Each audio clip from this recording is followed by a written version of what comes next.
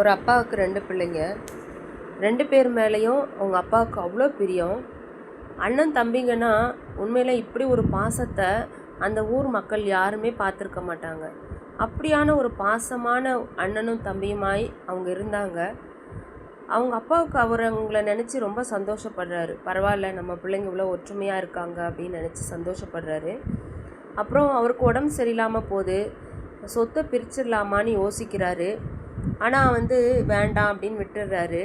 கொஞ்ச நாளில் அவர் இறந்தும் போயிடுறாரு, உடம்பு சரியில்லாமல் இருந்து. அண்ணனும் தம்பியும் ரொம்ப யோசிக்கிறாங்க, அப்பா இறந்துட்டாரே அப்படின்னு சொல்லிட்டு. சரி, நம்ம வயல் காட்டில் இருக்கிற வேலையாவது பார்க்கலான்னு சொல்லிட்டு தம்பி அண்ணனும் யோசிக்கிறாங்க.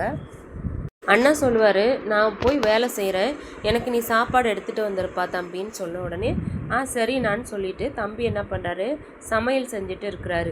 அண்ணனுக்காக நம்ம சமைச்சு எடுத்துகிட்டு போயிடலாம், நம்ம சாப்பாடு செய்யலாம், அண்ணன் வேலை செஞ்சு முடிக்கிறதுக்குள்ளே நம்ம எடுத்துகிட்டு போகலான்னு சொல்லிட்டு அவசரமாக சமையல் செஞ்சிட்ருக்காரு.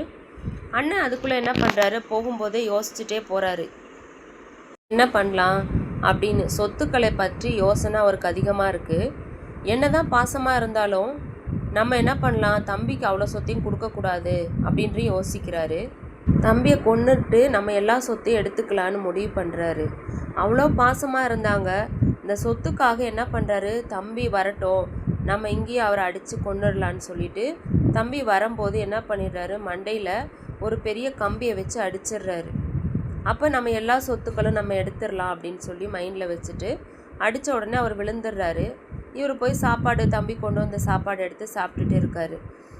நல்லா செஞ்சுருக்கிறாரு தம்பி அப்படின்னு சொல்லி.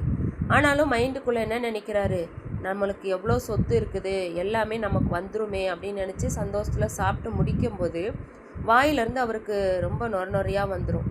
என்னென்னா, தம்பியும் அதே மாதிரி யோசிச்சிருக்காரு, நம்மளை அண்ணனை கொண்டுட்டு நம்ம சொத்துக்களெல்லாம் எடுத்துக்கலான்ற மாதிரி மைண்டில் இருந்திருக்காரு. சமையல் செய்யும் போதே என்ன பண்ணிட்டாரு, சமையல் செய்கிற இதில் விஷத்தை கலந்து எடுத்துகிட்டு வந்திருக்கிறாரு. அண்ணனுக்கு கொடுத்தோம்னா அண்ணன் செத்துருவார், எல்லா சொத்துக்களையும் நம்ம எடுத்துக்கிறலாம் அப்படின்ற மைண்டில் இருந்து 2 பேருக்குள்ளேயும் அண்ணனை தம்பி கொள்றதும் தம்பி அண்ணன் கொள்றதும் சொத்துக்களை நம்ம எடுத்துக்கொள்ளணுன்ற ஒரு மைண்டில் தான் இருந்திருக்காங்க. ஆனால் சின்ன வயசுலேருந்தே அவங்க வளர்ந்தது எல்லாமே அவ்வளோ அன்பிலையும் பாசத்துலேயும் வளர்ந்து கடைசியாக பார்த்திங்கன்னா சொத்துக்காக அண்ணன் தம்பியை கொன்னுறாரு, தம்பி அண்ணனை கொன்னுறாரு. இந்த காலத்தில் இப்படியான சொத்துக்களினாலேயும் பணத்தினாலேயும் ஒருத்தருக்கு ஒருத்தர் விரோதங்கள், பகைகள் அநேக இடங்களில் இருக்குது. லூக்கா 12ஆம் அதிகாரத்தில் நம்ம வாசித்து பார்த்தோம் என்றால் சொத்துக்களை குறித்ததான காரியத்தை கர்த்தர் தெளிவாய் பேசியிருக்கிறார். இந்த காலத்தில் இப்படியான சூழ்நிலை வராதபடிக்கு சொத்துக்களினால் அநேக இடங்களில் பார்த்திங்கன்னா ரொம்ப ஆசைப்படுறது, பேராசை அதிகமான இடங்களில் இந்த சொத்து தகராறினால் எவ்வளோ குடும்பங்கள் பிரிந்து போகிறாங்க. கோர்ட்டு கேஸுன்னு பயங்கரமான சூழ்நிலைக்குள்ளாய் போய் கொண்டு இருக்கிறது.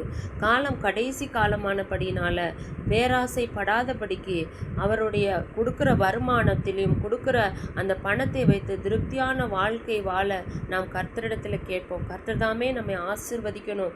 இந்த மாதிரியாக இருக்கிறவர்களுக்காக கோர்ட்டு கேஸுன்னு போய் சொத்துக்காக பிரச்சனையில் இருக்கிறவங்களுக்காக ஜெபிப்போமாக. கர்த்தர் தாமே ஆசீர்வதிப்பார். Have a nice day. God bless you.